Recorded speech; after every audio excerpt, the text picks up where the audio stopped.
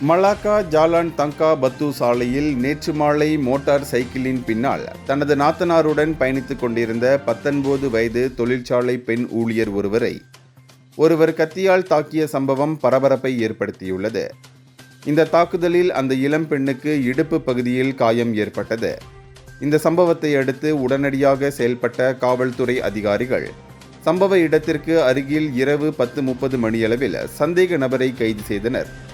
இந்த சம்பவம் குறித்து குற்றவியல் சட்டம் பிரிவு 326 கீழ் விசாரணை நடைபெற்று வருகிறது. மேலும் விசாரணையை தொடர இன்று காலை சந்தேக நபரை தடுத்து வைத்து விசாரிப்பதற்கு போலீசார் நீதிமன்றத்திடம் அனுமதி கோரியுள்ளனர். பணி முடிந்து வீட்டுக்கு திரும்பும் தொழிலாளர்களின் பாதுகாப்பு மற்றும் நலன் குறித்த கவலைகளை இந்த சம்பவம் எழுப்பியுள்ளதுடன் பாதிக்கப்பட்ட பெண்ணுக்கு பொதுமக்களின் ஆதரவும் அதிகரித்துள்ளது. இந்தியர்களின் இதய குரல் மக்களோசை.